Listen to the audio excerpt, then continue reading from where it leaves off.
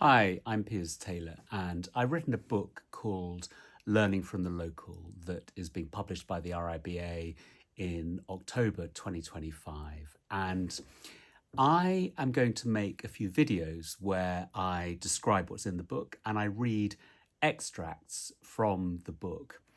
And I'm going to begin by, in this extract, reading the introduction. But before that, I thought I'd just set the context about why I've written the book and the big picture of what it's about. It tries to reconcile this issue of, I guess, as globalisation begins to falter, how we navigate the world of architecture that sits between the local and the global. Because there are really good things about, I guess, global supply chains and being connected to the world and feeling like we can move around, take materials from one place to another, and live in a world where cultures can come together.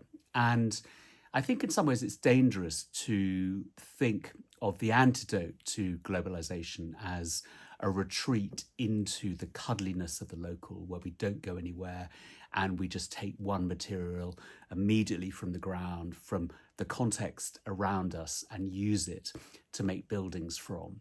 Because I guess more than anything, it's really hard to do that.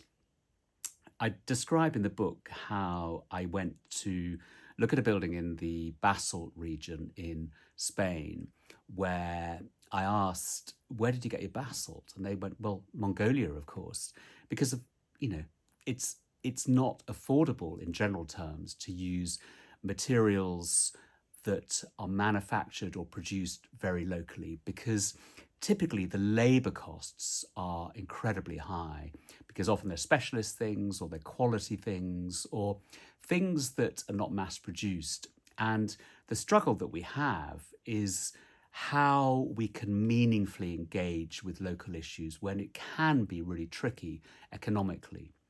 I think the other thing is that there's this sense that if we live in a certain region that is very geographically distinct, as in if there is a particular type of stone or ground condition, and the buildings, the vernacular buildings, are made from that, then we need to do that forever.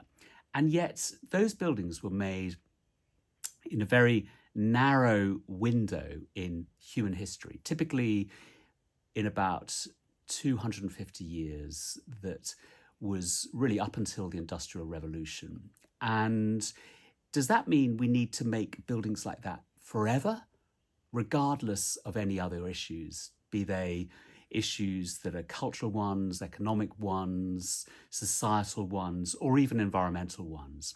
So the book isn't a manifesto. It doesn't set out exactly how to do things. It just looks at how we can navigate this issue, how we can situate ourselves architecturally in a context that meaningfully engages with local issues without it being a retreat into either the familiar or the cuddly.